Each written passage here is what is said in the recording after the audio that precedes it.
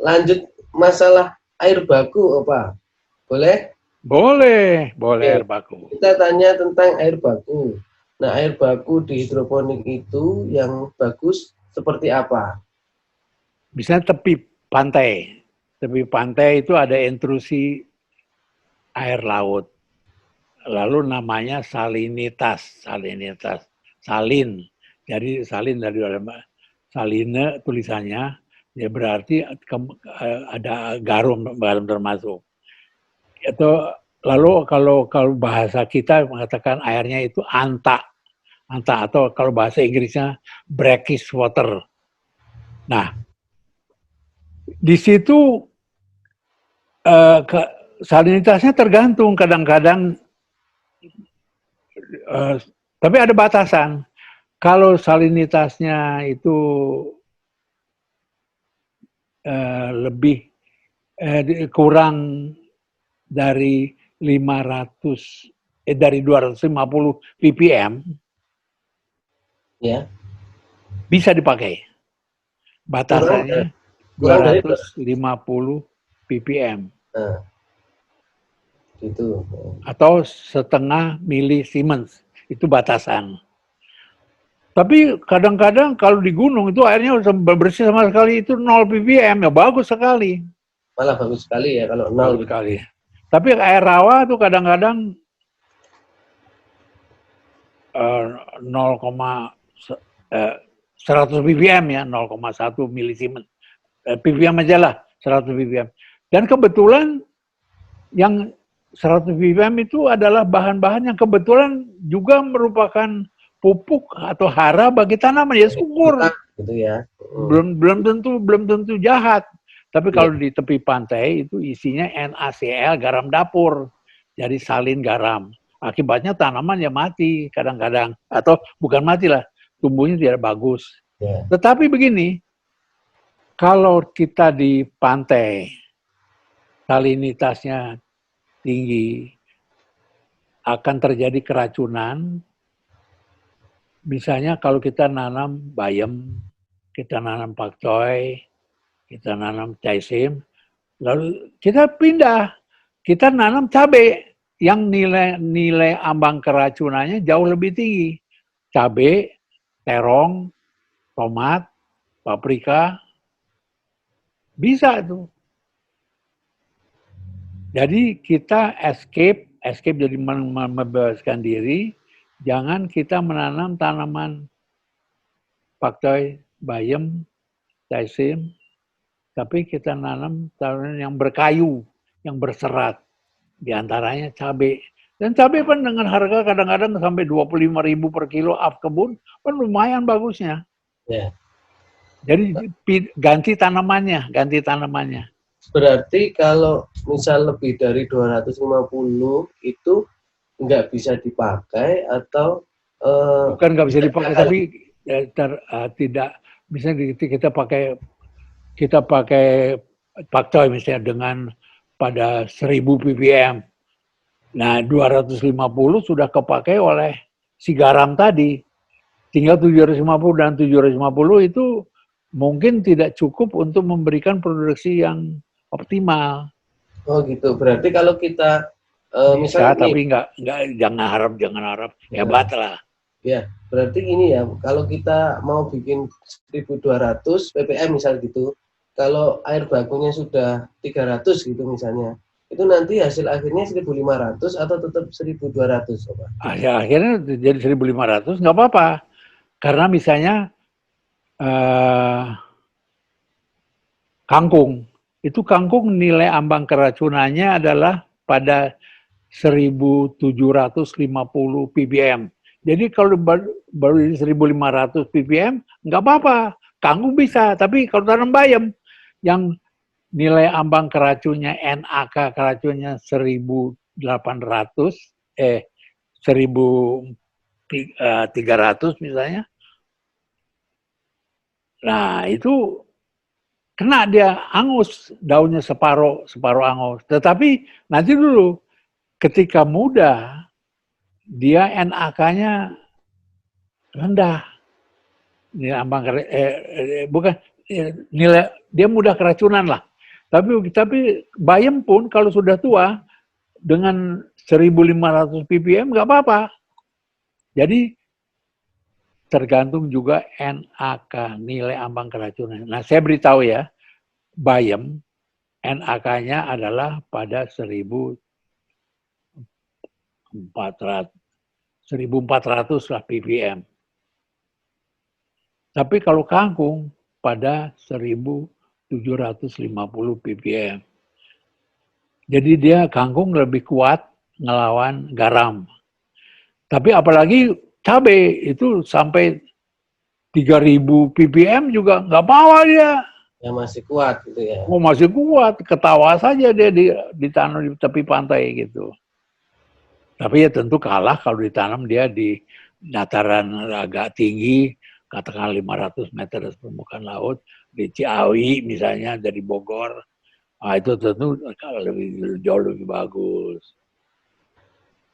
Jadi caranya melepaskan diri dari kesulitan adalah dengan mengganti komoditasnya yang diganti. Karena ada teman-teman yang mungkin dia daerah pegunungan, tapi pegunungan kapur, itu ppm air bakunya saja sudah 600. Itu pasti bahaya banget ya buat tanamannya, Pak. Buat tanaman apa? Buat tanaman bayam bahaya. Tapi kalau kita nanam cabai nggak apa-apa. Kita nggak apa-apa gitu ya? Oh gitu. Berarti kita nggak boleh maksa komoditasnya ya? Jangan kita lihat komoditinya. Tapi kalau tetap maksa nggak bisa ya, Pak ya? Apa? Kalau ditreatment gosong daunnya. Melon hati-hati loh. Melon jangan disama karena melon waktu kecilnya dia tidak berserat. Jadi mudah gosong. Tapi kalau sudah agak besar, dia boleh dikatakan berserat, dia agak kuat. Tapi tentu kalah dengan cabai, kalah dengan tomat, kalah dengan terong, paprika. Jadi jenis tanamannya. Oke. Jadi kemudian air baku ya, ada yang air baku saya kok dari sumur kok tinggi sekali, lebih dari 500. Terus dia pakai air pump. Nah, air pump kadang-kadang bagus. Tapi air pump biasanya pH-nya agak tinggi. Nah, pH gampang. Kasih asam kuat saja, turunkan pH-nya. Nah, lalu kemudian juga ya, kalau beberapa wilayah itu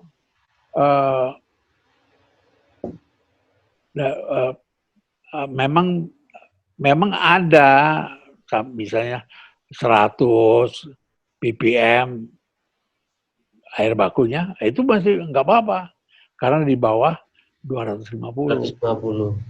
Kalau pH-nya sendiri gimana, Pak? Nah, pH tergantung. Kita pH-nya gini.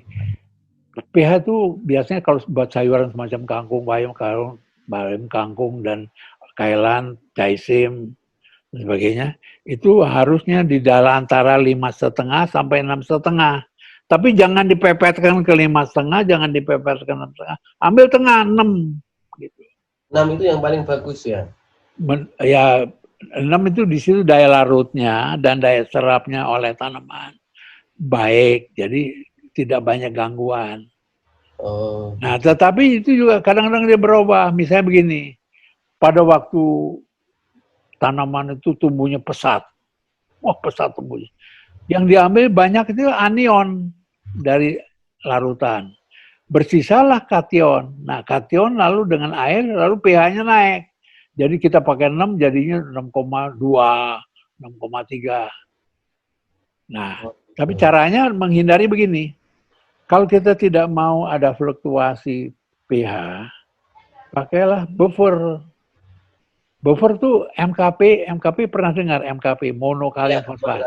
Nah, itu itu KH2PO4, ada H2-nya. H2 itu buffer, jadi dia tuh dalam keadaan asam bersifat basa, dalam keadaan basa bersifat asam, buffer. Jadi kalau kita pakai paling tapi jangan kurang dari 200 gram pemakaiannya per 1.000 liter. Jangan kurang. So, ada yang kawan bilang, Pak, saya sudah pakai. Ketika saya tanya, berapa pakai? 50 gram. Kurang. Nah, jadi paling tidak 200 gram. Saya sendiri kadang-kadang pakai 300-350 gram, jadi stabil. Jadi kalau ada turun pH-nya, dia tekan ke atas, kalau ada ke atas, naik, dia tekan ke bawah. Jadi namanya buffer, MKP. Gitu ya. Jadi pakai itulah. Jadi kita nggak terganggu. Jadi kita aman-aman saja. Jadi pakai air pump, biasanya air pump itu 8,4 pH-nya. Wah, nggak apa-apa. Turunkan aja. Tapi turunkannya begini, turunkannya pakai asam. Asamnya jangan asam organis. Misalnya ada yang menganjurkan, Pak, pakai aja cuka. Itu kan asam organis. Pakai saya asam semut yang dipakai di pabrik karet. Oh, itu jangan. Pakai asam anorganis. Itu pertama. HNO3, asam nitrat.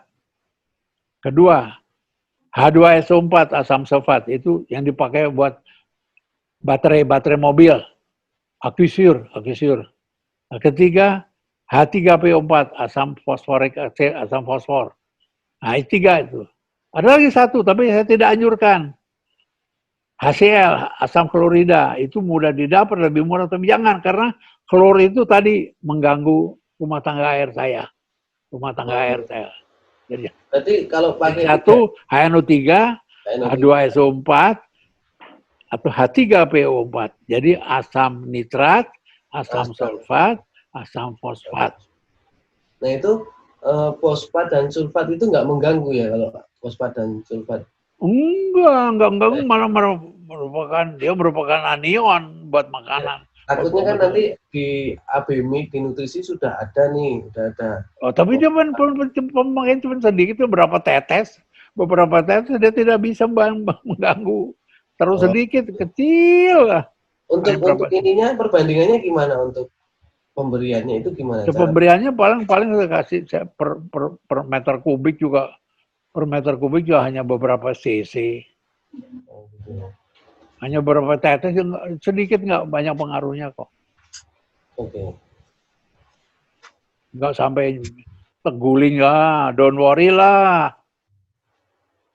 Oke, terima kasih Pak. Yo, masih kembali, sukses ya.